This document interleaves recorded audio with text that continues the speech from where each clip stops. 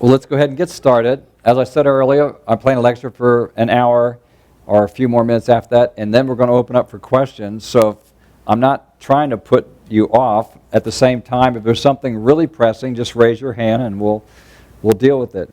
Otherwise, we'll be glad to talk about it. Dr. Merrick, Journal of the American Medical Association. What's unique, what I do, is that everything I'm sharing with you is either been in a medical journal or from Spirit of Prophecy. I don't try to pull any punches. These aren't my theories. I have my own. Sometimes I share some of those. But this is information that your doctor could have and may have read. So it's just a matter of what you're going to do with it. And since these studies are quite expensive, it's just not that you and I can go out and just make up one of these or do something, because they're millions and millions of dollars. And that's why you hear pharmaceutical companies supporting various research, is because they have the budget to do it. The problem is when you get paid by them, you kind of, you don't, the old saying, you don't bite the hand that feeds you, and so it whether we like it or not, we are biased, and we're biased in some area of our lives, no matter who we are. Okay, this Dr. Merrick made an interesting comment. I don't know if he even realized what he was saying, but it goes like this. Some of the most common cancers may be related to inadequate oxygenation of vital tissue due to atherosclerosis. So he's making the point that lack of oxygen to an essential tissue predisposes you to cancer. So therefore, one of the factors of treating cancer is just the opposite. The better flow of oxygen I can get to tissue, the more healthier blood supply I can supply to your internal organs, the less likely you are to get cancer. It goes on. It's intriguing that cancers of the breast, prostate, and colon, which are your main cancers that plague our population, are mainly found in societies afflicted with cardiovascular disease.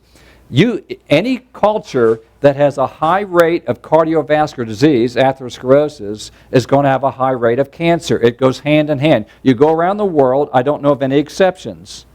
No matter what population you study, if they have a lot of heart disease, they have a lot of cancer. Or if they have a lot of cancer, they'll have a lot of heart disease. So I think the man was correct. Cancer is on the rise. I need to extend my chart another 10 or 15 years. As I was saying last night, I didn't check Virginia, but in North Carolina, cancer is our #1 killer now. It is just pulling ahead of heart disease in our state. It may be doing it here in Virginia. If not, it will in the next few years. I can guarantee you that. And since I've been lecturing for I don't know how many years, I've been watching this thing. I'm saying it will happen. I said, I'm not a prophet. I'm just following the statistics. So what you're seeing here is we're over 600,000 cancer deaths per year in our country, and that, of course, is combined of all. Heart disease is right the same and a little bit less. The most common cancers in the United States, in the male category and in the female, #1 is lung. So the best way to get rid of lung cancer is to not use tobacco, not smoke. 10% of people who don't smoke still get lung cancer. So it's not 100%, but it is very close. So if you get rid of lung cancer, if you get rid of tobacco, then we basically have that taken care of. And North Carolina probably has more tobacco money than what you have in Virginia, even though I know Virginia does quite well. But when you hear of towns like Raleigh and Winston and Salem, you kind of get figured out that we must be a pretty big tobacco place, because they put it right on the labels of your Salem cigarettes or your Winston. And I'm not sure if it got Marlboro, Virginia. Ever heard of that town? I don't know if that. No, I'm just kidding. Second in males is colon cancer, and third is prostate. That's your three biggies. In female, we have lung. We took care of that one. We have breast and colon. Now, which one of these are preventable due to lifestyle? Well, lung is #1. Only 10% of the people that don't smoke get lung cancer, so you can cut out 90% of lung cancer like that. Seems too simple. Colon cancer, I'm going to say you can at least get rid of 60 to 80% of colon cancer due to lifestyle. What you eat, the major factor. Prostate for males, obviously, that is a big one. And that one can be taken care of at least 50 to 60%. And the same for breast. About 50 to 60% is at least that much is lifestyle. So we're going to spend our time talking about is how do we prevent these and what we can do about them. The first thing is we're going to look at some old, and by the way, old studies aren't bad studies. Some people get on me. Well, that study was done in 1956. Well, if it was correct then, what makes it wrong in 2015? Like, well, it's not up to date. I'm going, does that make it wrong? No. Did they do a bad study? No. Then we're going to use some old studies to show a point because we should have learned this. Across the bottom here, you have dietary fat intake. Now, once again, they didn't qualify where the fat came from. This could be animal fat. This could be vegetable fat. This is just the whole sum. They go in grams per day. Most of us don't think in grams. We think in ounces. But to give you an idea, about 28.3 or 30 grams, equals an ounce. So we look down here in the countries that have very low rate of breast cancer. This is age-adjusted death rate per 100,000 population. The reason we use age-adjusted statistics is because some of these populations don't live as long in some countries they do in others. So you can say, well, that's simple. We in the United States, we have a lifespan of 74 years for our females, when the lifespan here in Thailand for female is only 51. So it wouldn't be fair. You just say, well, they live longer, therefore they're going to have more cancer. And that's why they use this, what they call age-adjusted death rate. It's a statistical way of managing that problem. So let's look again. Thailand, low fat, low breast cancer. Japan is no longer here. That would change if I had a 2015 slide. Japan is now up here. The question is why? Well, after World War II, we thought we would be a blessing to the Japanese, and we gave them all our bad food. And we gave them McDonald's and Long John Silver's and Coke and Pepsi. And, you know, it is so amazing to me. I spent some time in Costa Rica. I was down there as a patient. I went down there to get dental work done because I didn't want to pay the prices they were asking for up here. So I went to Costa Rica, and guess who my dentist was? His last name was Cavallini. I had an Italian Costa Rican that was trained in Kansas City, United States. So I went to Costa Rica to get an American-trained dentist. And by the way, if you need major dental work done, talk to me afterwards. I'm not the dentist. I'll just tell you how to get in touch with this guy. But in Costa Rica, what amazed me is my lady that cleaned the room made $17 a day. But their McDonald's hamburger joint on the main drag there in San Jose was populated with people, and the prices were about the same as what they charge here. Now, are you willing to spend 1/3 of your total daily income to get your hamburger and fries? I felt these people are being ripped off, and it really kind of upset me. Maybe they got tired of their beans and rice. I had it made down there. I could eat at most of their places, totally vegetarian, enjoy their food, and do well. It was great. Okay, back to my story. Philippines, Colombia, Chile, just start looking at all your countries, and the key here is if I draw a line through here, you're going to see the greater the fat intake, the greater death rate from breast cancer. Until we get up here to Netherlands, UK, Canada, Denmark, New Zealand, Switzerland, United States, Australia, Sweden, you see this whole category. So, is there a correlation? Is it a cause and effect? And that's what we're looking for. We see the correlation, there's no doubt. The more fat we eat, the more cancer we get. But is it a cause and effect? Well, let's go on and take another look. A little bit different slide, a little bit less names on there. Still, once again, the same death rate. We see Thailand and Japan here at the bottom, United States at the top, and you can just draw a line through those points, and you get a very strong correlation between a dose relationship. More fat, more cancer. Less fat, less cancer. So we think we're onto something. One reason that we believe that this is a factor is the age at puberty. If you look in Japan, 1875, the average age of puberty was 16 and a half years of age for a young lady there. If we look at 1950, that has gone from 16.5, took 75 years, and it dropped to 15.2, or a 1.3 year reduction. But here's my question for you. What happened between these two dates? World War II. That's what happened. What was happening in 1950 in Japan? America was rebuilding and helping to rebuild a country and taking all our junk food with us. Now, what took 75 years to happen, 1.3 age drop in puberty. And by the way, young puberty causes all kinds of havocs for you ladies, and I don't need to go into a lot of details. But look at this. Between 1950 to 1960, another 1.3-year drop happened in 10 years that took 75 years here. We're doing something dramatically wrong, and it's happening rapidly. The question is, what are we doing wrong? Let's see if it continues. In 1970, another 10-year drop, another 10-year time span, a 1.4-year drop. This study concluded in 1974, because that's, you can tell when it came out, 12.2 years for puberty for the Japanese population, comparing them to Caucasians here in the United States at 12.5, about the same. What's happened since that time? What is the average age of puberty for young ladies now in the United States?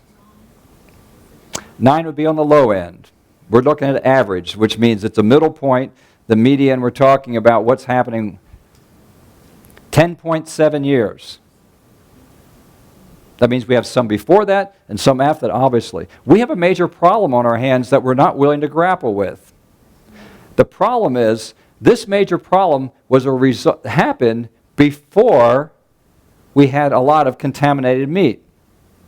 This happened because of excessive nutrition, if you want to think of it that way, higher fat, higher protein, more refined, lower fiber, higher sugar dietary regime. From 1970 on, when we see the drop in age of menses, we are looking more at contamination. Steroid-fed animal, steroids still in the meat, hormones. Did you notice a study done about 5 years ago that studied the various municipalities' water supply and what they found in the various water supplies in our major cities? You don't need to go to a doctor anymore, folks. Just drink your water. You'll get birth control pills. You'll get your blood pressure medication. All these medications that come right through your water supply are not handled by our typical purification and septic systems. They make sure there's no bugs, they chlorinate, but they do not handle chemicals well. And so we find all these different medications in these water supplies of our major cities. So I was kind of being funny. You may not want to get prescribed so many medications, but that's what's happening with your water supply.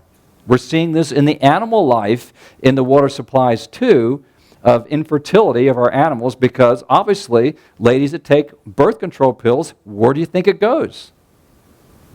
If it stayed in their own system, they'd take it once and they'd be good for the whole year.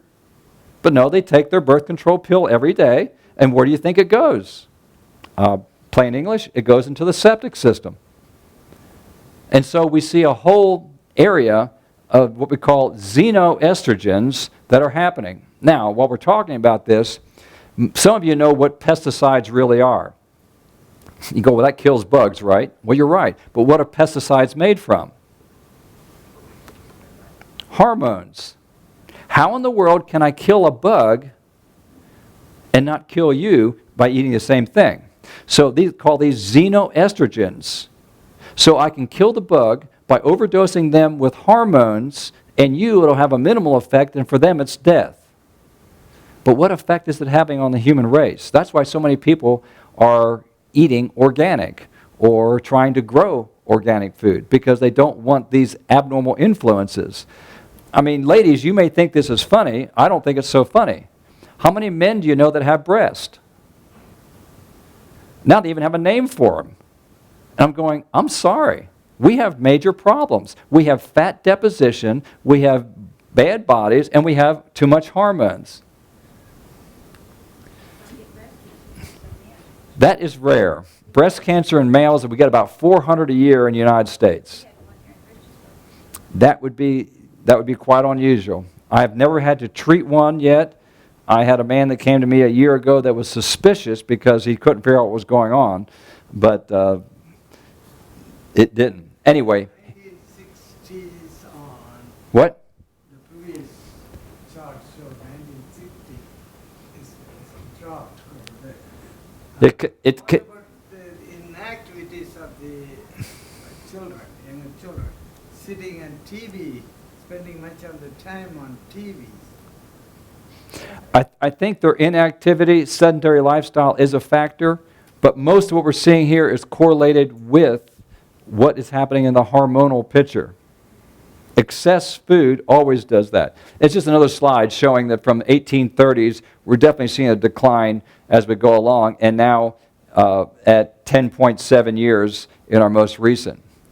Another factor is diet, and because I'm looking at lifestyle, I'm not excluding other factors, I'm just looking at factors that you and I can change. If you look at this is what they call relative biological value of estrogens. There's no actual nanograms or milligrams on here.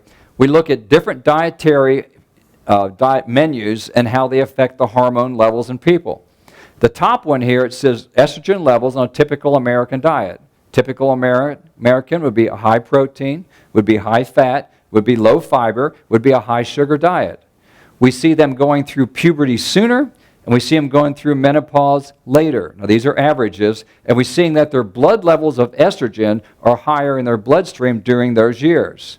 Now if we look at a level of estrogen in a starch-based diet, that's a nice way to say a plant-based diet, or a vegetarian diet, we see them going through menstruation later, they start their periods later, and they go through menopause sooner.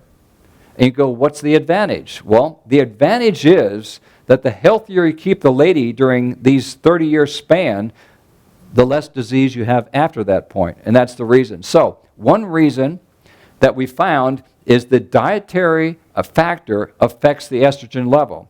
And estrogen is the major hormone that makes a little girl into a lady.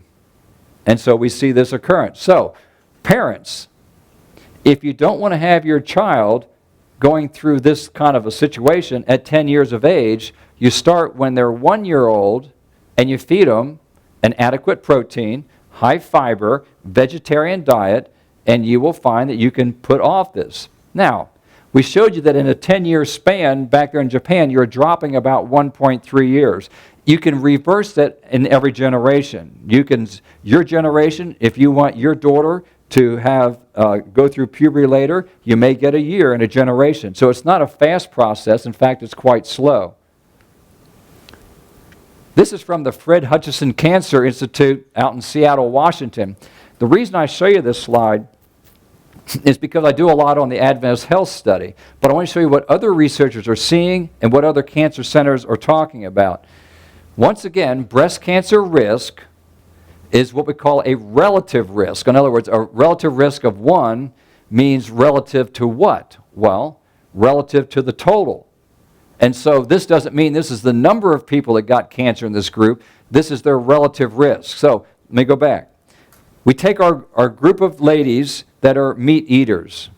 We say, okay, we're going to divide you up in 3 groups. One group eats less than 1 serving of meat per week. The other group, 2 to 4 servings per week.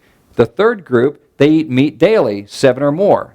So in these 3 groups, how many ladies are dying from breast cancer? Well, in the group that eats the least amount of meat, we set them equivalent to 1. So if there was 20 in this group, we'd say, well, 20 is our baseline, that's 1. So in this group, I say it's 2.5 times the risk. This group would have 50 in, and this group is almost 4 times. This group would have 80 in. So relative risk means relative to what? It's relative to this group here who eats the least meat. So the take-home message to any slide like this is it progressive? The more meat they eat, do they have more breast cancer? And the answer is yes. And this is, like I said, not the Adventist health study. Let's look at breast cancer and eggs. The people who ate 1 egg per week or less versus 2 to 4 eggs, to daily egg intake, this group here that ate eggs, they had the least amount of breast cancer in that group that ate 1 or less eggs a week. 2 eggs a week, 2 to 4 times per week, they had twice, and daily almost 3 times. So we're seeing a dose relationship. So we use epidemiology to try to answer the why question. And we try to get as close to finding cause and effect. And that's what we're saying. It appears from our chart here that meat has a negative effect. It increases breast cancer rate. Eggs have a negative effect. They seem to increase breast cancer rate. How about butter and cheese? Well, this is the most interesting part of this slide. And I like it because I appreciate them being honest. Because we would like to get rid of this one and just have this part of our slide and make it look consistent. But let's be honest, okay? The persons who eat butter and cheese once a week had the least rate. 2 to 4 times a week, they had over 3 times the rate. And if they ate it daily, that group had 2.1. Don't ask me. Because it should be dose related. However, most people, and the headlines you get in your paper is, eating cheese and butter and cheese daily prevents breast cancer. That would be the wrong headline, but that's the kind of headlines I see. I'm going, you're really abusing the research. Go back and look at it. So when you get the whole study, you go, oh, they forgot this one. They forgot the real one, that if you're going to fall off the ladder, it's better to go with less, not more. But that's the kind of headlines you get, because the reporter and the researcher are so close together. Guess what? You folks may read about it before I even get it in my journals. That's how incredible reporting is. You had a question. Yeah. What is it about eggs that causes breast cancer? Look at what an egg is, okay? First of all, an egg is to make a whole new chicken. You got all the genetic material, you've got all the protein, you've got everything in there to do that. When you increase the amount of eggs you consume, it's a very high protein. In fact, we judge all proteins by egg protein. In other words, we have this thing called biological value. And the value is, when you eat a protein, how much of that's absorbed into the bloodstream. So when you eat an egg, the albumin, the white part of the egg, is the most highly absorbed, readily available protein you can get into your system. You get the most into your bloodstream when you eat it. More than soybeans, more than beef, more than anything else. So, with that in mind, this egg is the most readily resorbable protein, which means it can have the biggest effect on your immune system. But see, we've only checked out meat, eggs, and butter and cheese. And the reason I show you this slide is because a lot of people want to blame it all up here. I'm saying no. Animal products in general increase a person's cancer risk, period. Now, a dose relationship is also true. Those people that eat less meat, very little eggs, and minimal butter and cheese also had the least. So, there's a dose relationship.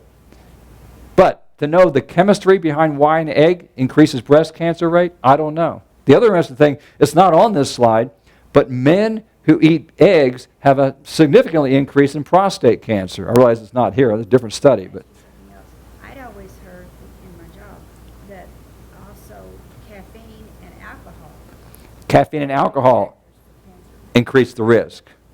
Well, we'll see if we got a slide on that too. I'm not sure what else. We'll see what we got. Obesity increases cancer risk. A thin premenopausal lady, still having her cycles, is a relative risk of 1. Postmenopausal risk of a thin lady, we set her at 1. So now we're comparing premenopausal. We've got a thin lady. We set, and not because not because there's no cancer in a thin lady. It's just that we set them equal to 1. The overweight, they have twice the risk, and the obese has 3 times the risk. So weight is a factor in how the body handles hormones and how the body handles cancer. Now, why is this so? Well, there's 2 different areas where estrogen come from. One is from the ovaries, we call that endogenous. One is from fat tissue, we call that exogenous. So in the young lady, the dominant amount of estrogen is going to come from the ovaries, even if they are overweight. Now, we go to the postmenopausal group. Thin postmenopausal ladies, their risk is 1. If they're overweight, it's 5 times the risk. And if they're obese, it's 12 times the risk. So if this group had 100 ladies per 100,000, this group would have 1,200 per 100,000. So in this group, they are actually making more estrogen in the fat tissue than the ovaries are making. So here's what we found out. We can do an estrogen level on a thin premenopausal lady and have a lower estrogen level, and a lady you expect to have more estrogen, than a overweight or obese postmenopausal lady. So, estrogen is a factor because it stimulates tissue growth. And anytime you have a hormone that can stimulate tissue growth without proper, so to speak, brakes on it, you've got a problem. Therefore, when a lady goes into menopause, a lot of times the doctor will prescribe just estrogen. Big mistake. If they're going to prescribe anything, prescribe estrogen and progesterone. Therefore, you're giving them the same hormones because estrogen tends to stimulate tissue growth, progesterone tends to normalize it. So prior to this, a lot of times they were getting a synthetic progesterone, and the ladies didn't like it. Premarin and Provera in the olden days, okay? The Premarin being the estrogen, Provera being the progesterone. It was a synthetic hormone, and ladies didn't like it because of the negative side effects. They go, well, the estrogen's taking care of my hot flashes. Why should I worry about the other one?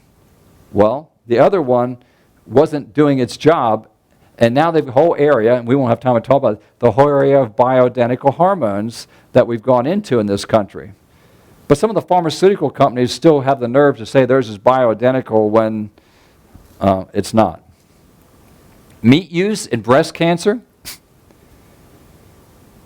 low socioeconomic status, eating meat occasionally, rarely, or not at all, their breast cancer rate is a lot lower. So what we do, you go into a population and find out what group of people in that population have a low breast cancer rate. In the United States, what population has a low breast cancer rate?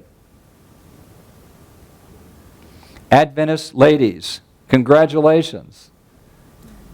I wish it was 0. It's not.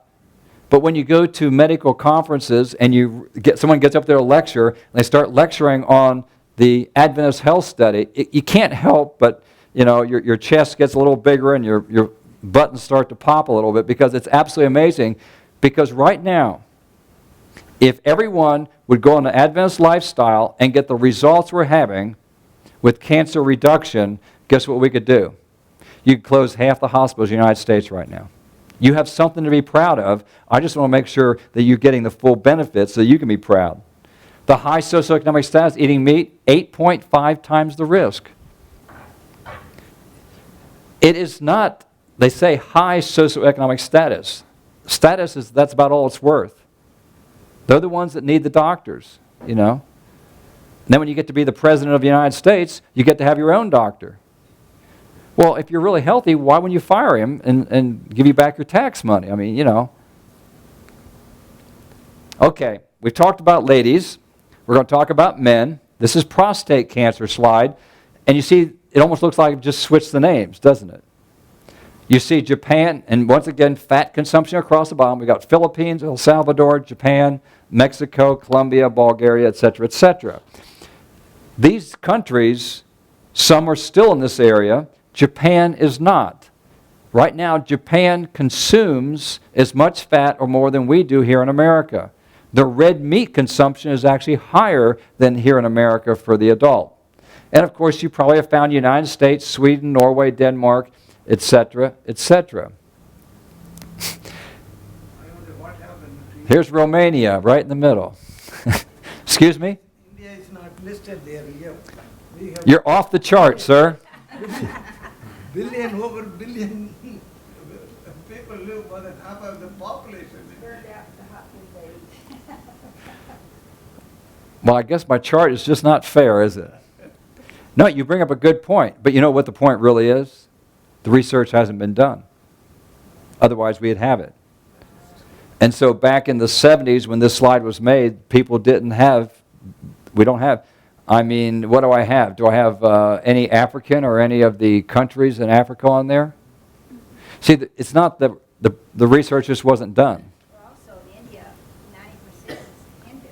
They don't eat animal meat. Well, then we would expect them to come out looking pretty good, wouldn't we? That's what I'm saying. Maybe that's kind of another. Good question. See, I learn something everywhere I go. Anyway, the same scenario. The higher the fat content in the diet, and fat from any source. So I'm going to ask you a few personal questions, because people have some hurdles to get over. What if you had to go to Italy, what would be your dominant fat, would you think? Cheese. You'd expect to have olive oil would be your dominant fat. Whether it be Italy, whether it be Spain, or whether it be Portugal, you'd look in that area, you look around the Mediterranean, you expect the dominant fat to be olive oil. Well, if olive oil was so good, what I would expect is to see Italy eating this much fat, but it would be down here. Notice, if I draw a line through my chart here to try to get most of these points to intersect, you'll find that Italy, whatever they're doing there, is absolutely no better than any other country, because at the same amount of fat, for the same amount of disease, it's not helping. I missed that point back here. Where do you find, here's Portugal, Italy, all in the same category. Same with female breast cancer. If olive oil was so protective and so good, I would expect them to be much lower. Obviously, it's not. Now we're going to look at colon rectal cancer. Grams of fat across the bottom. This is in males here. And you're going to find same kind of scenario. Thailand, Colombia, Chile, going up there. You find Italy, you find Hungary, etc., etc., etc., etc., in the United States. The higher the fat content in the diet, the more cancer we see. So we're starting to believe that there's a correlation between dietary fats and cancer risk. When I was at Loma Linda, I didn't know about this slide.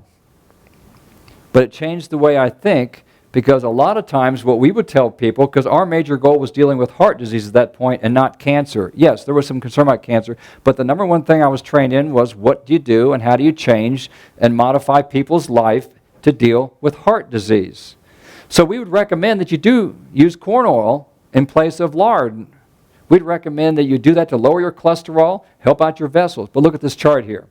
That was heart disease. We're talking about cancer here. We were so good at looking at heart disease that cancer kind of snuck up on us, so to speak. A 10%, this is rat, remember this is a rat diet, a rat study, so therefore we can't make all the extrapolation, but let's learn what we can. 10% corn oil diet. The rats on that diet, 36% of them had colon tumors, cancer of the colon. On the rats on the 10% lard diet, 17% had colon tumors. Do not leave here and say that Collins recommends lard. That is not the point I'm getting at. But many of you that would never think of using lard and corn oil, you'd put your Mazola on the good list, have made a big mistake. So let's push it to its logical conclusion. 40% of the diet being corn oil and 40% of the diet being lard, you see they're approximately the same. But in the 10% group, the people that have cut back on their fat and think they're healthy, are we really healthy? The answer is no. Colon rectal cancer and meal frequency. Those who eat 2 meals or less per day, their relative risk of colon cancer was rectal cancer 1, colon cancer 1. If you eat 3 meals a day, it jumps to 1.7 and almost 1.5. If you eat 4 meals a day, it jumps almost to 2 in each. So meal frequency affects cancer in general. People who have the least amount of cancer eat the least amount of food, up to a point. Starving populations have more cancer because their immune system is having a problem. So there is a certain point where you can malnourish people. That's a hard point to find. I treat a lot of cancer patients who go on a raw diet. But where do you start drawing the line? Because you have to have enough fuel to run the immune system, but you don't want so much fuel to overemphasize the cancer. So the first thing you do is you give foods that the cancer doesn't like. Cancer doesn't like cabbage. Can't get enough momentum out of it. But cabbage has all kinds of minerals that's low in calories. I know you're going to think that that's all Dr. Collins eats. But the point is that that cabbage in our country is inexpensive. Everyone most everyone likes it. Most people like it in the form of cabbage slaw, which means you put enough mayonnaise in to kill any possible benefit you can get from it. So you got to be creative and find a way of your eating your cabbage without adding any more fat to it. Now you can flavor it, you can season it, there's many things you can do.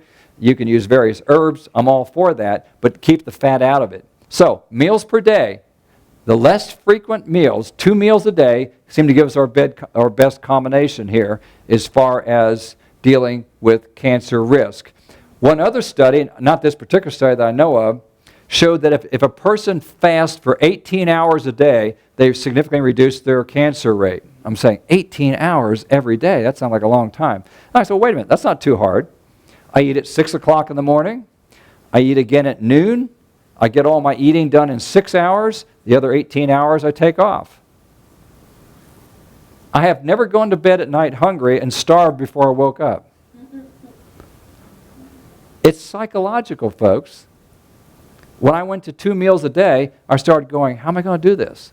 And so I tend to overeat on my second meal. I'm going, no, this is crazy. I'm messing myself up.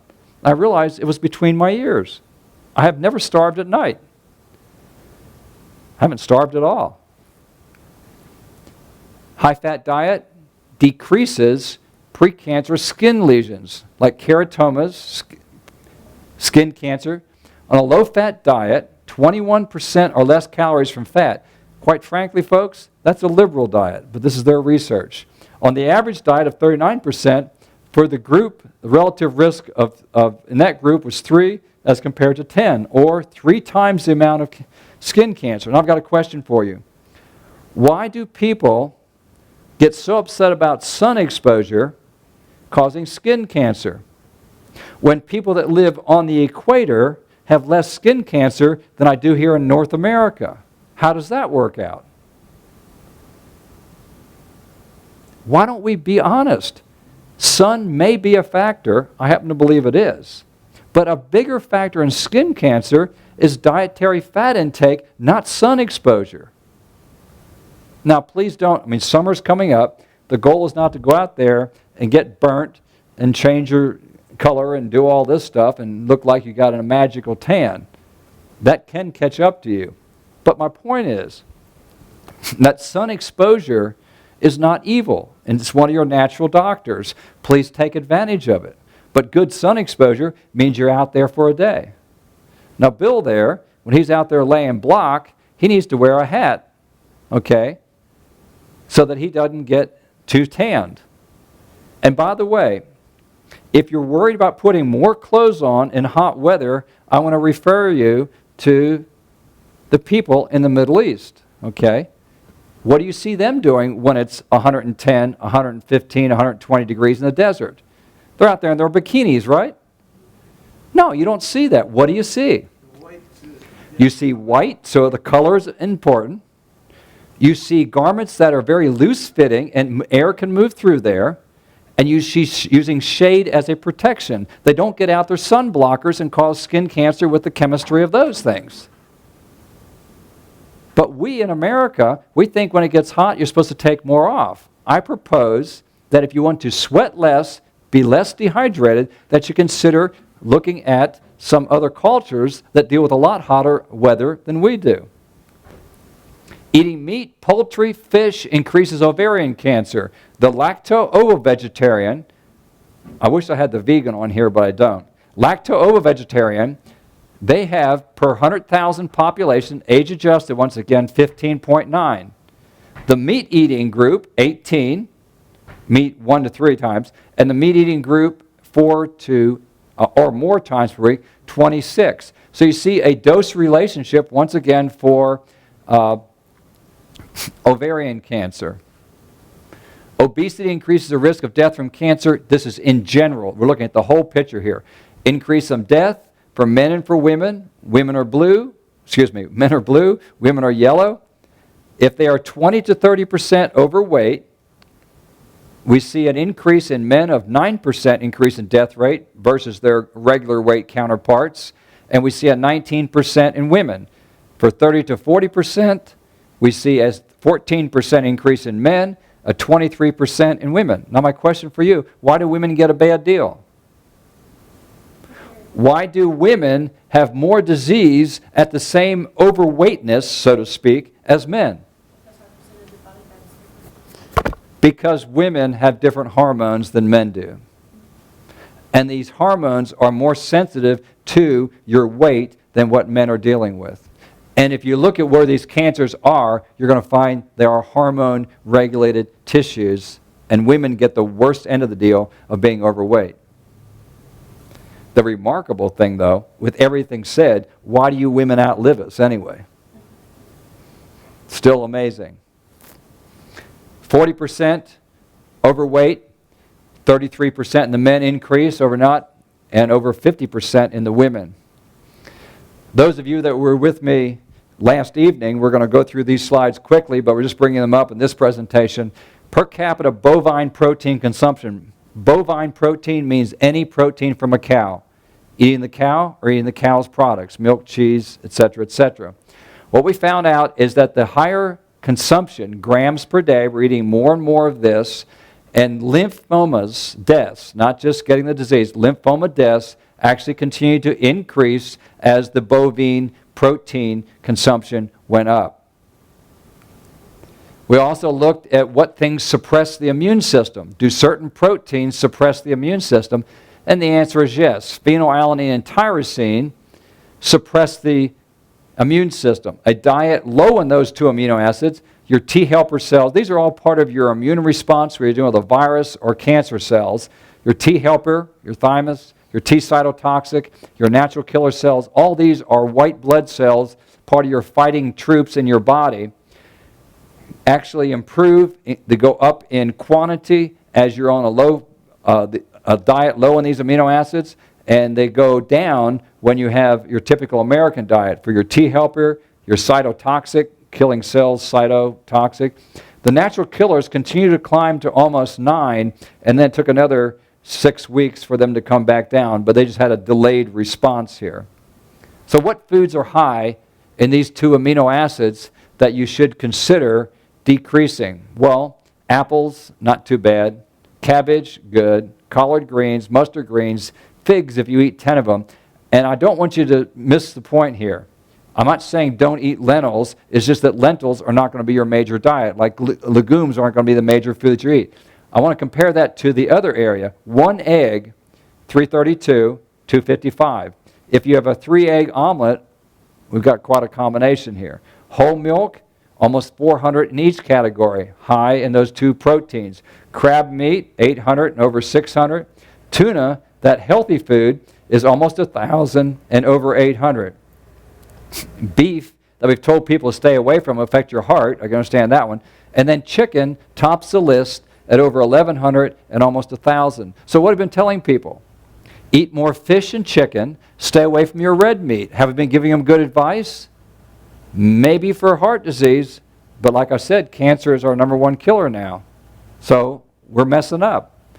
And that's what's happened. You can actually suppress the immune system, which is giving us some understanding why animal consumption of animal products causes more cancer. You have a suppressed immune system in those categories. I skipped this slide because we already saw it this morning, okay? Caffeine use and bladder cancer. Mortality. What does the name mortality mean? Morbidity is getting sick. Mortality is getting dead. This is a death ratio risk for men. So, non-caffeine users equals 1.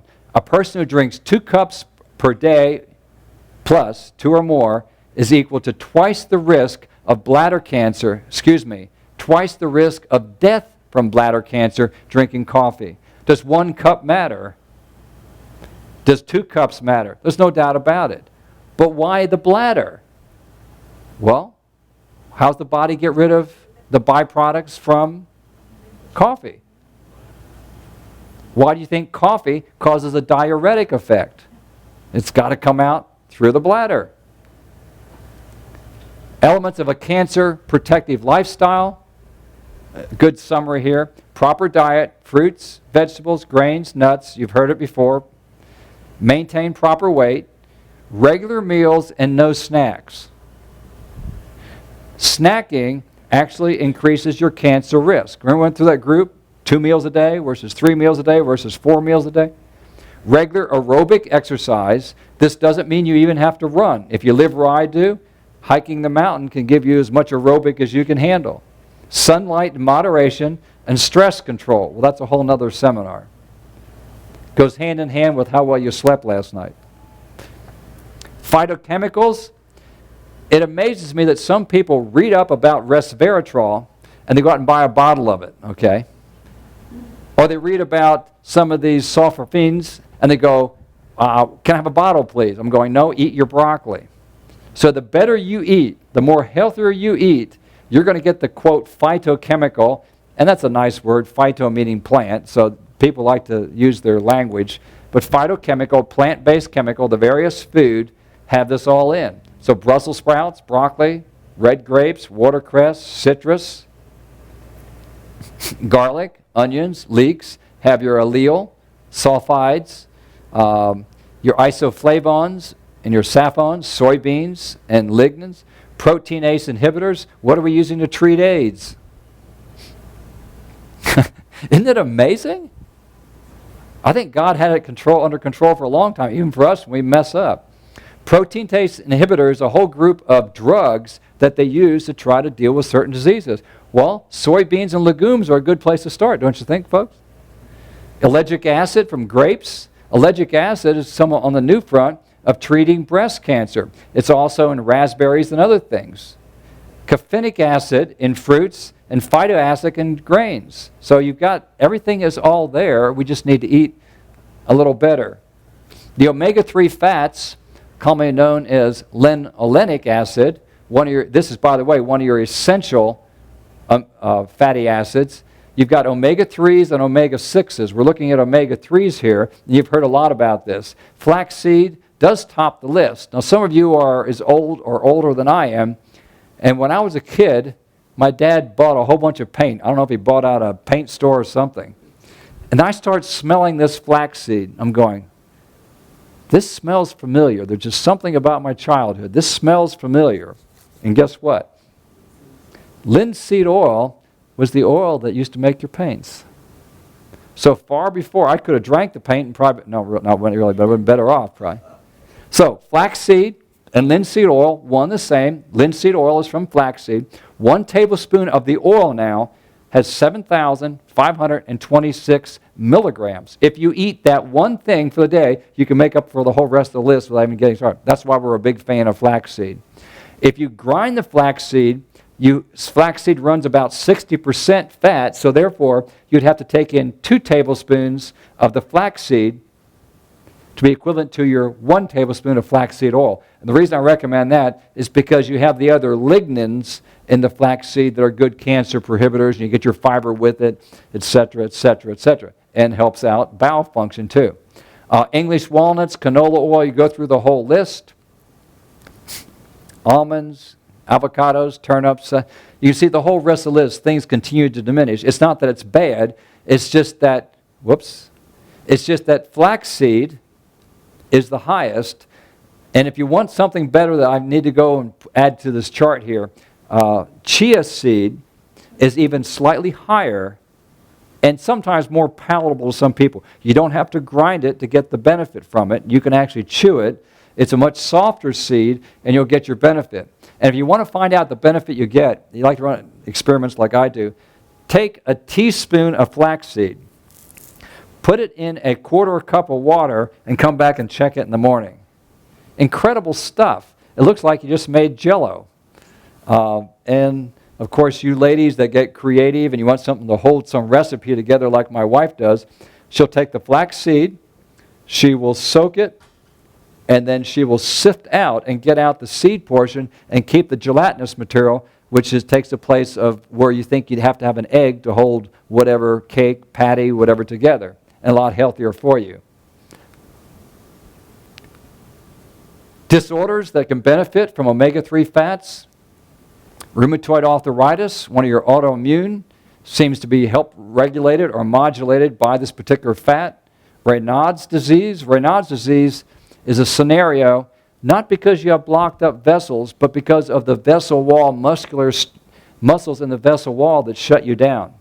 Raynaud's syndrome is when a person can have hands and feet that just blanch totally white, and it's not because they got blocked up vessels, it's because they are shutting off the blood supply. And it usually is associated with a person's thyroid function, so you check on that. Psoriasis, obviously a skin condition, gastrointestinal ulcers, ulcerative colitis, Crohn's disease, depression, overaggressiveness. Usually by the time I get to this point, you get out your list for next Christmas, and if you get sent a pound of flaxseed, take the hint, okay? Either someone is tired of you being depressed, or you're too aggressive. Possible prevention of breast and colon, and possible prevention of chronic obstructive pulmonary disease. Now, when I was trained in pulmonary issues, there's no hope. You've damaged the best we can do is try to not do any more damage to the lung tissue, try to make you be able to exchange your oxygen the best you can by keeping you on a low-fat diet, try to be able to do the best we can. But when you've got a product that can help to decrease the actual deterioration of the lung tissue, my ears are open. I just see so many pulmonary patients have their life so changed that they're limited. Sometimes they get, it's painful because some people are so short of breath that if they started crying, it'd be a major catastrophe because they couldn't get their air well. It almost just about gets your heart. Yes, ma'am. I'm just kind of curious how much flaxseed you would have to consume to actually see effects. Good point. Therapeutic dose for flaxseed is 2 tablespoons of flaxseed or 1 tablespoon of the oil per day. That will give you a therapeutic benefit. It doesn't hurt to take more than that, but that would give you, if you're going to be recommending it. What's that? Same with the chia, yes. Yeah. And you can grind up both of them or you can use them whole. If you use the flaxseed, I highly recommend you grind it because I think you get more benefit. The chia seed, you can go either way. You know, here's one thing. I'm going to tell you something interesting about doctors. You see, I treat some doctors, but I treat more doctors' wives. And if you want to find out table talk, you find out how the doctor works. And what I found was something very interesting. Doctors take more supplements than what they recommend to their patients. In fact, they may even poo-poo a supplement, but they don't know what their wife gave them for breakfast, okay? So even doctors who you think that do not take their supplements or poo-poo this idea or that, don't believe everything you hear, okay? Because I know what goes on behind the scenes. And I know who I sell my herbs to, by the way, folks. Doctors don't like drugs either. How's that one? Antioxidants, top 10. Top 10 vegetables and top 10 fruits. When we go antioxidants, most I think of my grapeseed antioxidant or my alpha-lipoic acid, which is made from potatoes, excellent antioxidants. And the reason we need antioxidants is because we're messing up. That's why we need them. Here's a few suggestions. Strawberries, plums, oranges, and red grapes on the fruit side. Garlic. If you want to lose all your friends, just keep taking that on a regular basis. In fact, garlic can become so toxic is not the right word, overabundant in your system that it actually can be excreted through the pores. And maybe you've known some people this way. Because when they're around you, they just have an aura, or maybe I should say an aroma. And it's not because it's coming out of here because they're sick. I'm talking about actually coming out, appearing through the skin. I'm convinced if I put them in a sauna and wrapped them up in a sheet, it would probably smell like garlic by the time I got done with them. They're so pickled and preserved, no bug wants to get close, so there are advantages probably. Okay. And the fruit side, we got kiwi, pink grapefruit, white grapes, bananas, apples, tomatoes. On the vegetable side, we go with spinach, Brussels sprouts, alfalfa, broccoli, beets, red bell pepper, onion, and corn. I have to admit, this is probably someone's opinion. I think it's a pretty good one. So they just lined up the foods that had a fair amount of antioxidants, and they do. And I hope you enjoy the whole variety. And if you don't like one, don't get upset. Just eat a little more of another one. Cancer protective fruits. Once again, the list, you're going to see them similar. Blueberries, strawberries, plums, oranges. You notice you don't see any Twinkies on here. You don't see any Little Debbies on here. Isn't that amazing? Grapes, citrus, apricots, orange juice, grapefruit, kiwi, On the other side, watercress, garlic, you go through the list. And it's stuff you already know, just to remind you and encourage you. A host of benefits from a total vegetarian diet. You would call that plant-based or vegan. There is no cholesterol. Cholesterol is a unique compound because I have people who are total vegans that have high cholesterol levels. So I think I get the unique people because they've been around the block and then they finally go say, well, maybe you better go talk to Collins.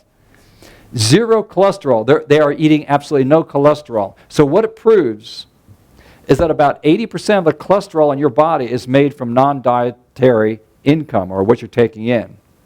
So if you take care of all dietary sources, you've taken care of 20, maybe 30%. The question is, how are you taking care of your liver? The liver is the organ that totally regulates your cholesterol level. So the better you take care of your liver, the better your cholesterol level. Now let's go back and talk about cholesterol a little more. Cholesterol is a natural product that your body produces. You don't have to eat any. Your body will produce all you need. It is the only compound in the body that I know of that the body cannot break down biochemically. In other words, almost everything we build up in the body, we have the enzymatic structure to break it back down. We can build up a fat, we can break it down, we can turn it into blood sugar. We can do all kinds of things in your cell. But once cholesterol is formed, it's a dead end. The only way to get cholesterol out of the body is to excrete it. Out through the bowel, out through the bile, out through the liver, through the bile, small intestine. If you've eaten your oatmeal that morning, you bind it with your water-soluble fiber, and you get rid of it. That's that whole big push on oat bran. Any pectin, like apple pectin, that will bind with the cholesterol, and you get rid of it. If you don't bind the cholesterol, it gets reabsorbed further down your intestinal tract, and it can give you the same problem twice, so to speak. You know, it's bad getting shot, but to get shot twice from the same bullet, it's kind of rough. That's what happens here. So zero cholesterol in what we eat, we don't have to worry about that. We're done with it. Now what are we causing the liver to do? Here's what causes the liver to produce cholesterol. Number one, animal protein. You can eat animal protein that is devoid of cholesterol, and your liver will produce more cholesterol. Saturated fats, whether they're from coconut oil or palm oil, and you're hearing all kinds about coconut oil right now, and I just have to wait till it goes away. I've actually been in practice long enough now to see things turn a circle and go around and go around. I just have to wait. I have to wait till the people get done publishing their books and tell me all the great benefits of coconut oil, and I say, go have a heart attack. No, I don't wish that on anybody. But the point is it's saturated fat. It isn't good for the liver, etc., etc. Do you ever notice that the highly saturated vegetable fats are in what part of the world? They're always in the equator area. They are never in North America. So what can you learn from that? Study cause to effect. The people in a tropical environment must be able to tolerate a saturated fat oil better than we can in our climate. Because we don't have them up here. We have them because of transport now. So there must be some logic behind this. So back to the cholesterol picture. Cholesterol is made to handle inflammation in your body. The more inflammation in your body, the higher your cholesterol level.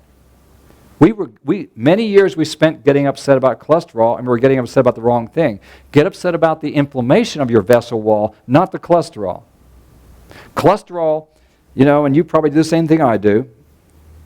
I put my way through college being a mechanic, and I still do my own mechanicking. And when you're a mechanic, you bust your hands up. And I get scabs, and people shake my hand. They go, that doesn't feel like a doctor. Well, I actually work a little bit too, And I get a scab on the outside. Well, that scab on the inside is called cholesterol plaque. When that irritation or inflammation of that vessel, you lay down cholesterol. Well, why does the body lay down cholesterol? Because that scab or that irritation can put off chemicals that can cause clots to form. So the way your body is made, you put down cholesterol, that nice, waxy, smooth area, and the blood can flow right past that now without the cells being irritated or collagen being released, and fibrinogen, all these being released. You got a smooth sailing. So the very thing that God made in your body and mind to take care of inflamed blood vessels, if you keep using it and using it and using it, what happens? The blood vessel gets narrower and narrower and narrower. Was the problem cholesterol? No. It's your inflammation and your lifestyle that's caused the cholesterol to be laid down. Change your lifestyle, and you won't have a cholesterol problem. It's that simple. So, the smoking gun. We open up the vessel, we see the cholesterol, I go, oh, you're the problem. And I go, no, that's the result.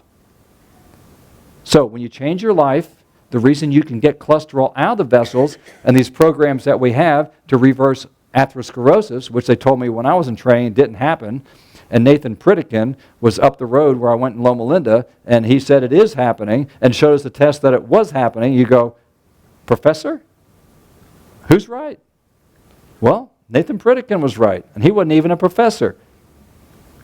He wasn't even a medical doctor. He didn't even have medical training. He was an engineer that knew how to read, and he read the medical reports and came up with a different conclusion than all us guys that went through school, and gals too at that time. And you get brainwashed into thinking like your professors. And you have to come out and get your brain washed again so you don't have to think like that for the rest of your life. Low saturated fat makes the liver produce out more cholesterol. A high fiber diet gives the liver a break. It doesn't inflame it. Zero animal protein. You don't produce as much cholesterol. Everything's about cholesterol here. Zero heme iron. Now what is heme iron? Hemoglobin. Mammal iron. You're not eating any meat. So therefore you're not getting any heme iron, which can cause major havoc in the body.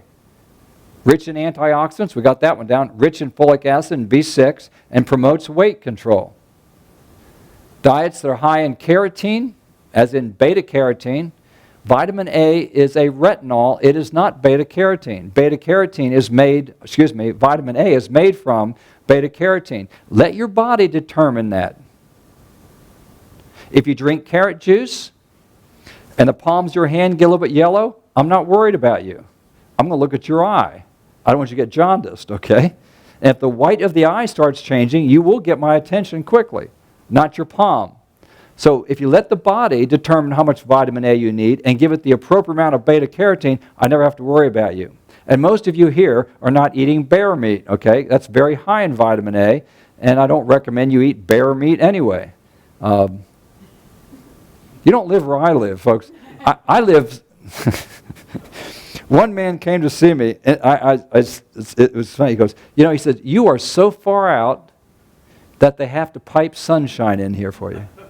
Well, obviously he was making a joke, but we do live pretty far out, and bear hunting is a big thing where I live. I mean, people will live in hovels, but don't tell them about that hunting dog. They may have a $1,000 hunting dog and have a mattress that needs to be replaced for 10 years ago. In other words, no, hunting is a big thing. I mean, you can't work and hunt. Hunt comes before working even, or maybe hunting is working anyway. You can tell that I don't have too much expertise in that area. Wild yams, 1 cup, has 436% of the RDA for your vitamin A or beta-carotene. But this is anything that's dark yellow, dark red, dark green, and dark blue, you got a pretty good shot at getting your vitamin A or your beta-carotene. So cantaloupe, spinach, kale, turnips, apricot, broccoli, watermelon, collard greens, lettuce. Hopefully that's romaine, not iceberg lettuce.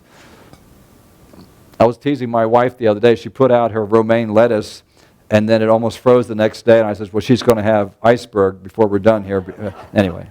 You like my joke, huh? No, I like the fresh salad, so hopefully the garden is going to survive our few late freezes. Vitamin C, your bell peppers, your orange juice, your Brussels sprouts. You go through the whole list of your vitamin C. Right on through to bananas and cabbage. I like that.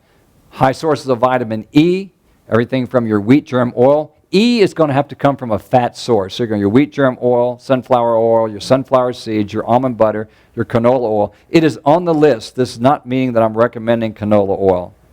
Almonds, sunflower oil, tub margarine, we're just reporting, sunflower, olive oil, blueberries, etc., etc., etc., for your vitamin E level.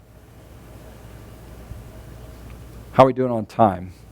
I got to quit talking here because I promised you I would. I just want to show you some population experiments, and then I will open up for question. World War I, Dr. Mikhail Hanahan actually was a brilliant man, but now when you look back, it doesn't seem so brilliant because you would have thought of the same thing. He said, we've got a major problem. I've got a population. Can you imagine a whole country with only 3 million people in? But anyway, back in 1918, that would be realistic. I've got a population that is starving. What am I going to do? How am I going to handle this? So, stop feeding the nation's grain to livestock. What if we did that in America? You know, I've come to a conclusion. We don't have a food shortage in our world. We really don't. When you do the numbers, we don't have a food shortage. You know what we have? We have a meat excess. 80 to 85% of soybeans goes to animals in our country, and about the same of corn. If you took that volume of food, you could feed the population of the United States at least 3 or 4 times over. You could feed millions and millions. Well, we're 330 million, 3 times us. You could feed 1 billion people with what we produce in our country. We do not have a food shortage. We have a real problem with gluttony in this world. And if you and I are willing to stand up and say, we're going to do this, and please ship the rest to wherever, it would totally change everything. So, the man was correct. Feed the grain to the people, not to the livestock. Results: mass vegetarian experiment on 300 people. Decreased death rate calculated between October 1917 and 1918, right in the middle of World War I. And by the way, Denmark in World War I was a place you didn't want to be. They were in the throes of the war. Look at this. Death rate dropped 34% from the average of the preceding 18 years. In 1 year, it dropped 34%. Absolutely phenomenal. Did you notice that this is the Journal of American Medical Association? Did you notice the date when it was put in there? I still love old research. 1920. We're almost 100 years old research, and we still haven't figured it out. This guy was a genius, and we don't want to give him any credit. World War II. Norway. German occupation. Germany is overtaking the Norwegian government, forced the people to sharply reduce or eliminate their meat to their citizens, and the citizens didn't even say thank you. I don't blame them. The worst thing that happened to them, they've lost their homes, they've lost their sons, they were in a war, and they had their food taken away, and they've been driven out of their homes, and the Germans, what did they eat? The troops wanted milk, eggs, cheese, and white bread.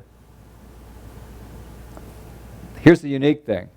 Age-adjusted rate, 10,000 population, 40 to 59, 60 to 79, and over 80s.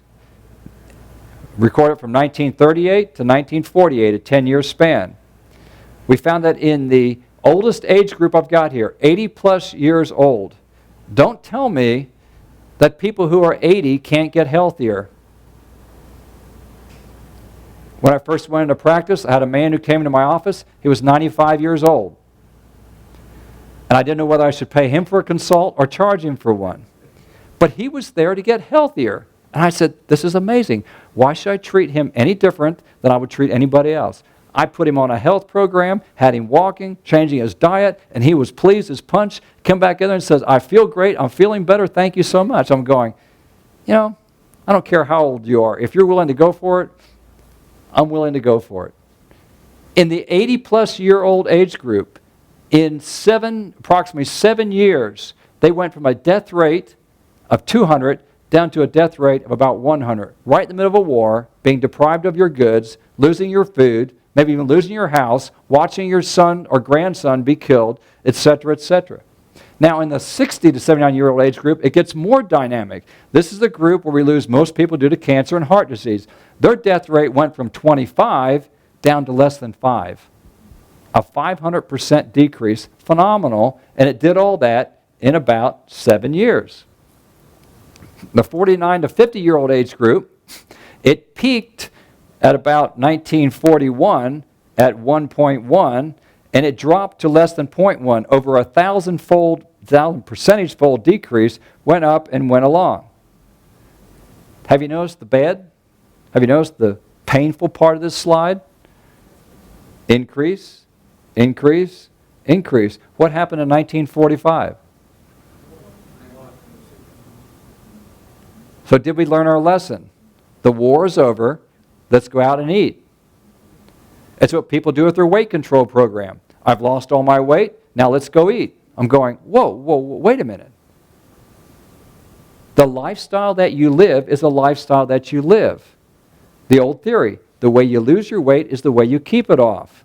If you don't like eating cottage cheese and pineapple every day, don't make that your weight control program. Find something different. By the way, I don't recommend that approach anyway. This is just looking at circulatory disease, which would be heart, other vessel, stroke, etc. And what they show in this chart is the fat consumption and death rate here. Death rate, let me get my dates here, 1939 was about 31. It dropped to about 23 by the end of the war. But look what happened. Fat consumption was over 17 kilograms, multiplied 2.2, and it dropped to about 9.8 kilograms per year. But look what happened after the war. Look what happened to the death rate. This was an emergency program they were on because they have to. It wasn't by choice. See, most of the world is not vegetarian by choice. They're vegetarian because they have to. Most of the world's population is vegetarian because they can't get meat. I'm hoping you're choosing to be vegetarian because you choose to with the excess that's around you for many reasons. I've just given you a few today.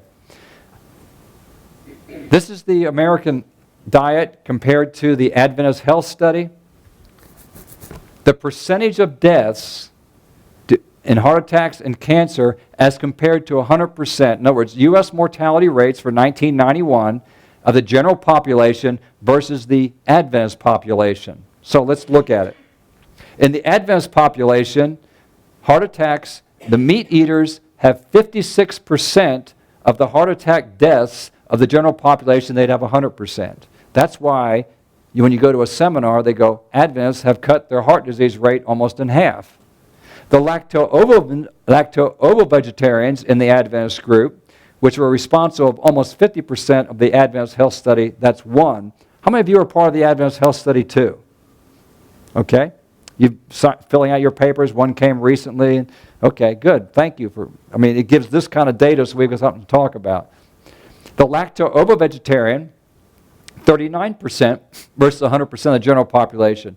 And the vegan vegetarian, 14% of the heart attack deaths versus 100% in the population. Phenomenal. I don't want you to even be one of the 14%, but it's still phenomenal. Cancer, the meat-eating group of the cancer deaths was 42%, or a 58% reduction of the general population. The lacto-ovo, 32%, and the vegans, 3 or 4% versus 100 up here. Absolutely phenomenal. You can be proud, you can be pleased, but guess what? I think we can do better. I think we need to do better. This is about longevity. I'm looking at clarity of thinking like we talked about this morning. Once again, we compared the general population to the Mormon population to the Adventist population for the sake of finding out the biggest difference. Mormons tend not to drink alcohol, and they tend not to smoke. We don't either, hopefully. But they do eat a lot of red meat. So we want to find out what's the big factor. Well, here's give you some indication of what red meat does. General population, of course, that's 100%. Mormon women have 83%, so they're down from the 100% comparing. Mormon men, 68%, Adventist women, 68%, and Adventist men, about half the rate. So this right here is attributed to the dietary changes. Now, in this group here, half of them are lacto-ovo vegetarians, maybe 1 or 2% vegan in there, and the other half do eat meat. So this only represents half the population doing the less red meat. But in general, Adventists, even if they are meat eaters, tend to eat more vegetables, tend to eat a higher fiber diet, and tend to eat less red meat, just in general anyway. RaveDiet.com if you want some really good information. RAVE Diet, D-I-E-T, of course, .com will give you this whole program. Just a different way of saying the same thing we've been saying for all the years, but it's a good way of saying it.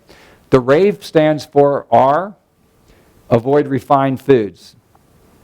Actually, I could quit there if we understood what refined foods were. A refined food means you've either added something or taken something away and you've made it refined. So I'm going to ask you a question. When you grind your whole wheat flour in your whole wheat flour grinder, is that a refined food? No. Have you added anything? Have you taken anything away? No, you just mechanically beat it up. So you can make good bread if you wanted to. Now, if you make tofu from soybeans, is that a refined food or is that not? How many of you have made tofu? Not a fair question then. Oh, he has? Okay. So when you make the tofu, what do? You cook the beans, you grind the beans into a very fine pulp, and then you express the juice or the water from that. Now here comes your answer. What do you do with the pulp that you express the milk from? You throw it away. We've lost something. Tofu is a refined food. That just give you some examples. The A is for animal products. Avoid animal products. By definition, all animal products have to be refined. The cow refines the grass into milk. Just because a cow did it versus you cooking or an industry doesn't mean it's less refined. I'm saying if you follow the first one, everything else is just a clarification. So animal products means any animal or anything made from an animal or made anything from an animal's excretion. Okay. V, avoid vegetable oils. This is the one that trips up most people. They just have a real hard time with that one. But if it's so logical that you would come up here and you could give me a whole lecture on how bad sugar is for you, because it's so refined, then you'll turn around and tell me that vegetable oils are okay. I'm going, no, wait a minute. Why are you so off in your logic? If you're telling me this refined food is okay and this one is not, then what gives here? So to be consistent in our logic, we have to use fats because you can't do without them, as we showed you on Friday night. Every food, including broccoli, has fat in it. When God made a food, He put fats, carbohydrates, and protein in every single food. So I'm not talking about a fat-free diet because it doesn't exist. I'm saying do not refine your fats. If you do, you will have more risk. Now, remember, this program is reversing or changing heart disease, stroke, and cancer. Here's what we don't know. We don't know that if you had 1 teaspoon of olive oil every day of your life, from when you were age 5 to age 85, would that make a difference? We don't have that answer yet. The answer we do have is what I'm sharing with you. If you want to reverse heart disease, if you want to reverse diabetes, if you want to reverse cancer, this is what you have to do. There's no other program that accomplishes the same goal without doing these features. These are common features to any health program that have to be done. It's just that simple. Like I said, what we don't know is eating a very small quantity of a refined fat, is that going to get to you? We don't have that answer. So I work with people on this end of the spectrum. They don't come to me, like I said, and I'm so healthy that I want you to help me stay this way. No, most people come to me after their first heart attack, or when they've gotten cancer, or at least with a high cholesterol level, or they have high blood pressure and they don't want that to go to a stroke. That's the people that I see. And the E is no exceptions, no excuses, and you got to exercise. An all-encompassing, totally short acronym, RAVE, to help you make up your program. Now, this program goes beyond the Adventist Health Study. If we had a group of people on this program, like we have some vegans, we are starting to pull out some vegan data out of the Adventist Health Study. But remember, back in 1950, in the early 50s, there weren't that many vegans around, okay? If they were, it's because they had milk intolerance and couldn't eat any, and they didn't like eggs. So yes, you'd have some, but as a general rule, we didn't have that many. So as the Adventist Health Studies progressed, we have more information. But remember, only about 1 to 2% of the Adventist population was vegan, 48% were lacto-ovo-vegetarian, and the other 50% in California were meat eaters. Now, when we spread it out over the whole country, here in this part of the country, we have a higher percentage that I think is changing. But when I came back here to North Carolina, we had about 70% of people that ate meat and 30% who didn't, and basically minimal vegans. So once again, that is shifting. People are getting more aware. People are changing their diets and looking into things. And being vegetarian isn't weird like when I was a kid growing up. I used to live in an area where, well, I was in Cicero, Indiana, growing up at the academy there, and I had friends in town. And they used to call us cabbage heads. But we couldn't let that go, so we called them porkies. And we had a good time, we got along in that. So that's how far back vegetarianism goes in my situation. And when I go to a friend's house to eat, I didn't know what to eat. And so I would eat their vegetables or whatever, and we got along just fine. But now, being a vegetarian, when you tell someone you're a vegetarian, what do people do? They start telling you of the last vegetarian restaurant or meal they ate, or yes, I've done that, or I can do a little more. So the whole stigma is not only changed in your favor, it's actually thought of as positive. And some people say, well, I tried that, and I ask them, well, what happened to you? Well, I just couldn't stay on it. Well, what happened? And they give me some lame excuse and possibly a misunderstanding, or just didn't know what they were doing, so to speak, from that standpoint. Okay, your turn. Can I ask you a Yes.